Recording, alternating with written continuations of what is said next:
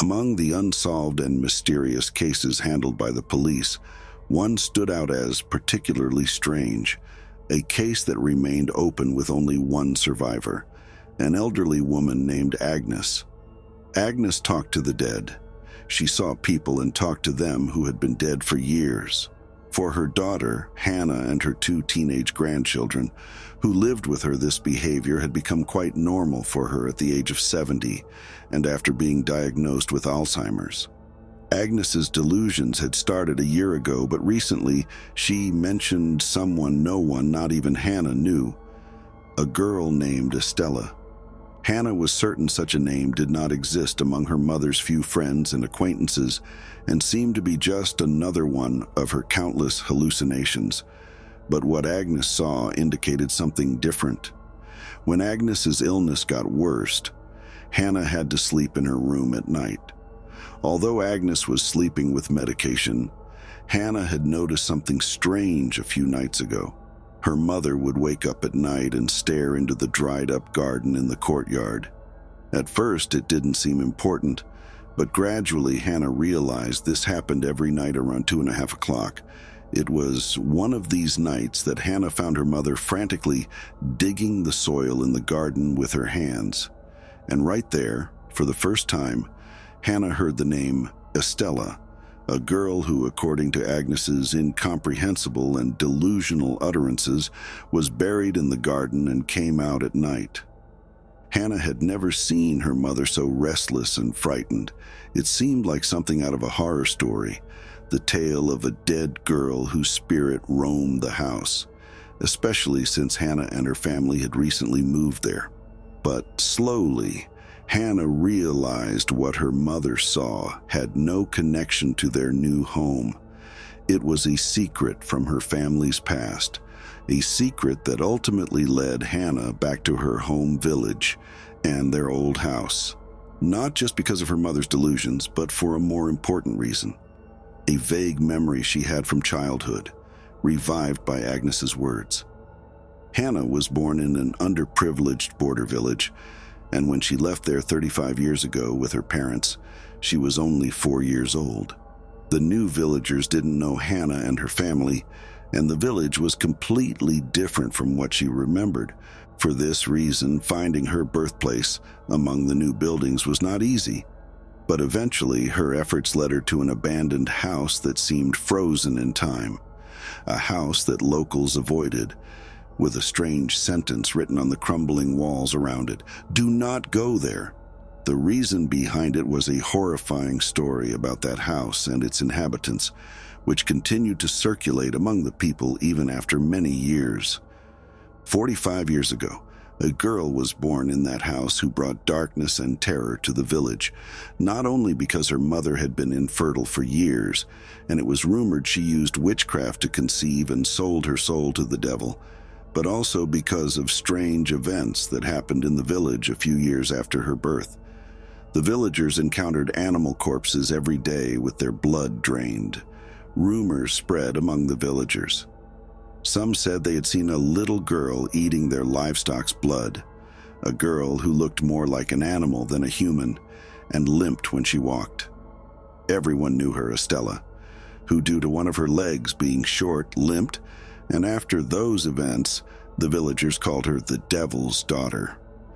The strange tale Hannah heard from the villagers sounded more of a legend than reality. But what surprised Hannah was not Estella's name, but that the story was about her own family, the only family that had once lived in the abandoned house. Hannah had heard her mother's infertile story years ago from herself, but she never mentioned having another daughter before her.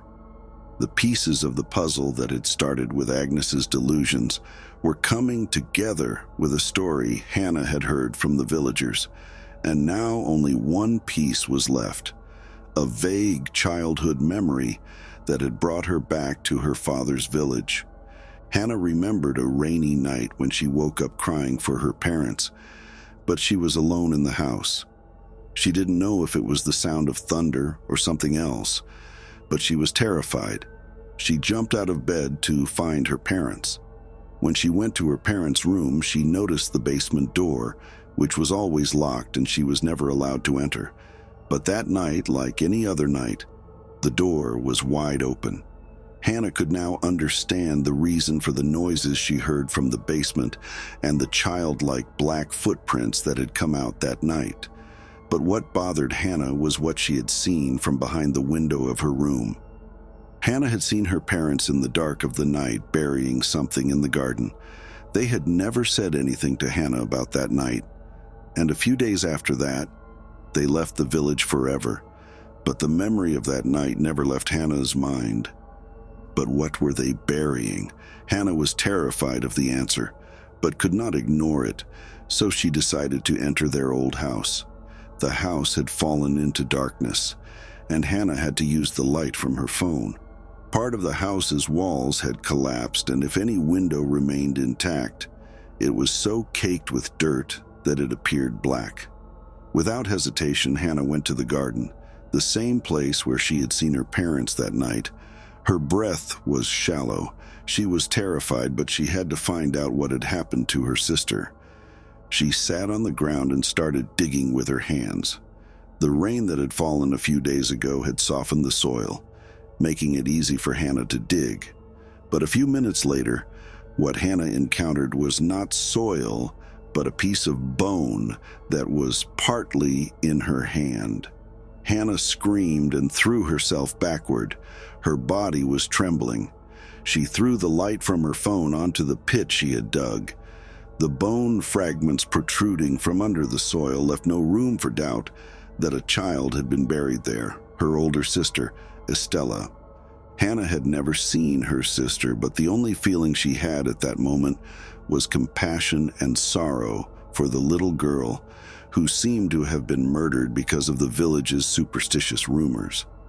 Perhaps that was why she didn't pay attention to the strange dried skin beside Estella's bones, adorned with bizarre symbols and letters resembling a cursed spell. And when she buried her sister's bones again, she didn't bury them with the rest of Estella's corpse. Hannah was forced to keep her sister's murder secret because of her mother's illness, and that was what tormented her throughout the journey back home. Oblivious to the fact that there was something more important to worry about, when Hannah returned home that night, she didn't know what her mother was terrified of and what she intended to say. All she said was, "You freed her." And it took only a few hours for Hannah to understand what her mother was talking about. Hannah couldn't sleep that night. It was 2:30 when Agnes woke up in terror, just like the previous nights, and sat in her bed, the exact same time that Estella was murdered. Hannah struggled to calm her mother down, although she realized that something was different that night. Agnes, unlike usual, was staring not at the garden, but at a point in the room, up at the wooden wardrobe next to Hannah's bed. Hannah noticed her gaze directed towards the wardrobe. Nothing was visible, and it wasn't the first time her mother had experienced hallucinations, but a few minutes later, when Hannah was startled awake by the sound of something heavy falling from the top of the wardrobe, what Agnes was afraid of became visible. In the darkness behind the wardrobe, something caught her eye, the looming figure of a limping child coming towards her, an image Hannah had seen before, the same thing that had caused her to wake up in terror that rainy night, just minutes before seeing her parents bury her sister. Agnes had killed Estella to save Hannah, and this was something Hannah never had the chance to understand. The screams that night were the last sounds heard from that house. The police found Hannah and her children's bodies with no blood left in their veins.